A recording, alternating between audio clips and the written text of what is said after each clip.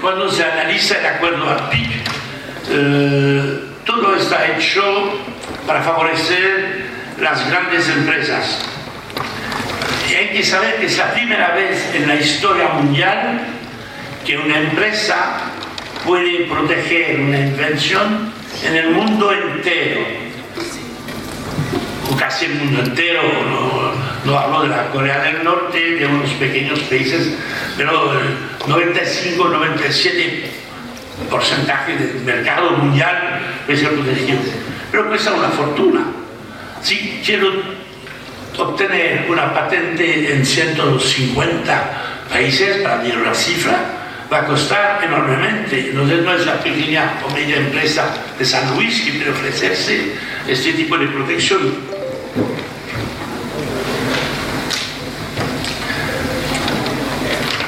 Los cambios, y hay numerosos cambios, y voy a dar unos ejemplos concretos. Si se habla de patentes,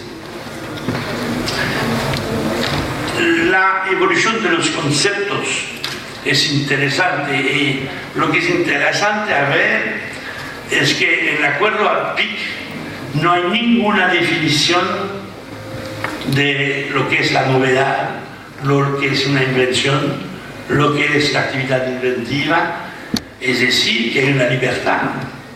El acuerdo APIC, que critico bastante, tiene flexibilidades enormes. Si un país toma el riesgo de aplicarlas, toma el riesgo porque no sé si se aceptaría a nivel de la comunidad internacional, pero realmente hay muchas posibilidades. Entonces, hemos visto la evolución de los conceptos para favorecer cada vez más protecciones.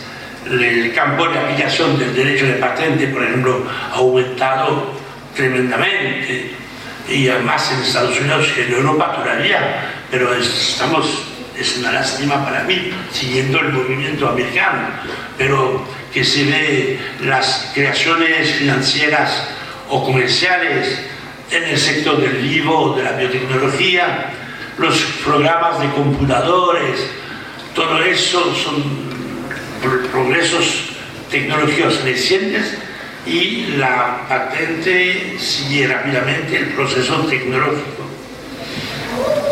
Los derechos en general del titular aumentan y las obligaciones disminuyen.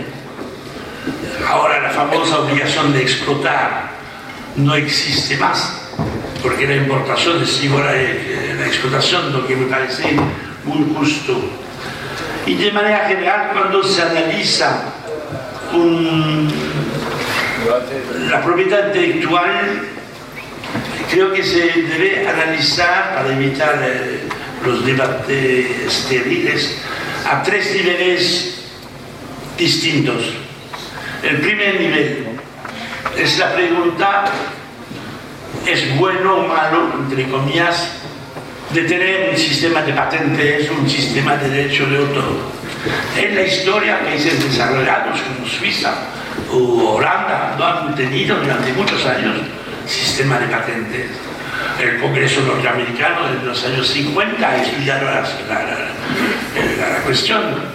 Muchos economistas europeos trabajan sobre el tema. No hay respuestas categóricas, pero es una primera cuestión. Si contestamos que sí hay un sistema, hay que conservarlo. El segundo nivel de debate son las disposiciones legales, la duración de la patente, la duración del derecho de autor o de la marca, etc. Se puede tener un sistema más favorable a tal tipo de interés o a tal otro tipo de interés. Y el tercer nivel es la aplicación de esas reglas, si se aplica correctamente o si no se aplica correctamente. Son tres niveles, me parece, de análisis que deben respetarse,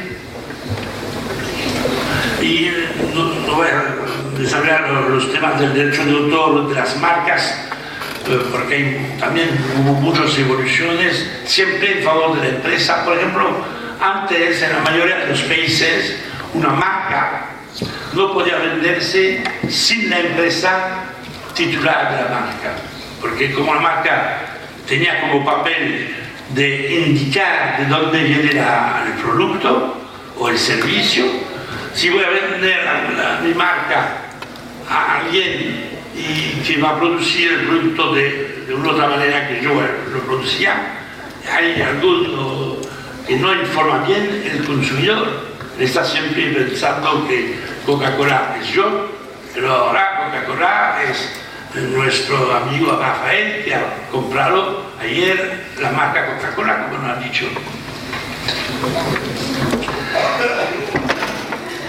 La propiedad intelectual es otro tema que quiero un poco desarrollar. Es centro de una nueva estrategia de empresas. Primero, el equilibrio tradicional que debía existir entre la propiedad intelectual, entre el interés general, colectivo, y los intereses particulares, se rompió en favor de los grandes titulares de derechos. Y el acto de muerte de este equilibrio para mí es el acuerdo al pitch.